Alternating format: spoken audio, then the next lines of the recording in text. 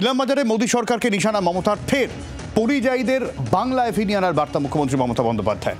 ফিরতে চাইলে সব সাহায্য করবে রাজ্য, ছেলে মেয়েদের স্কুলে ভর্তি করানোর ব্যবস্থা, বাংলায় কাজের অভাব নেই এমনটাই মন্তব্য মুখ্যমন্ত্রী মমতা বন্দ্যোপাধ্যায়ের। SIR এর নাম করে NRCর চক্রান্ত চলছে, বাংলা কারো দয়ায় বেঁচে থাকে না এমনই মন্তব্য মমতা বন্দ্যোপাধ্যায়ের।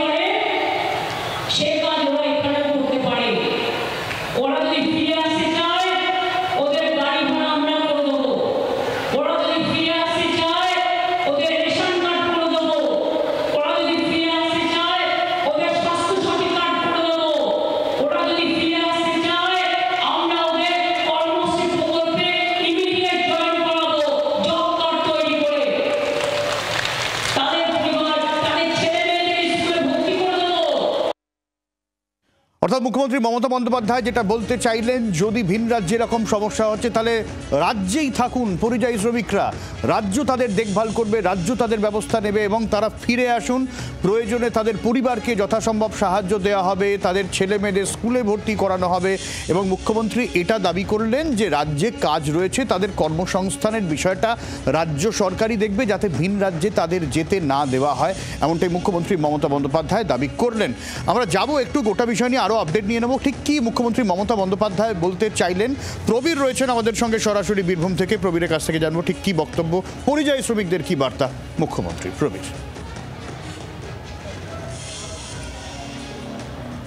দেখো সব্যসাচী, দুটো বিষয়। এই বোলপুর সফরে মমতা বন্দ্যোপাধ্যায়ের শেষ দিনে ইলামবাজারের প্রশাসনিক সভা থেকেও কিন্তু বাংলা ভাষার প্রতি, বাঙালিদের প্রতি এই যে অত্যাচার হচ্ছে বিজেপি শাসিত রাজ্যে, যে অভিযোগ করছেন বারবার, সেই অভিযোগ কিন্তু এখানেও আজকে করলেন মমতা বন্দ্যোপাধ্যায়। পাশাপাশি তিনি পরিষ্কার অভিযোগ করলেন যে কেন্দ্রের স্বরাষ্ট্র মন্ত্রকের নির্দেশে বিজেপি শাসিত রাজ্যগুলো এই অত্যাচার চালাচ্ছে বাংলায় কথা বলা বাঙালিদের ওপরে। পাশাপাশি দাঁড়িয়ে আরও একটি বিষয়, দিল্লির যে ছবি মুখ্যমন্ত্রী তিনি টুইট করে সামনে এনেছিলেন যে একটি শিশুর ওপর অত্যাচার করা হয়েছে পর্যন্ত, সেক্ষেত্রে দাঁড়িয়ে দিল্লি পুলিশ থেকে বলা হয়েছে এটা ফেক ভিডিও। তারও জবাব দিলেন মুখ্যমন্ত্রী মমতা বন্দ্যোপাধ্যায়, পরিষ্কার বললেন যে তিনি টুইট করার পর বা তিনি প্রকাশ্যে আনার পরে দিল্লি থেকে পুলিশের তরফ থেকে তাই পরিবারকে কার্যত হুমকি দেওয়া হয়েছে।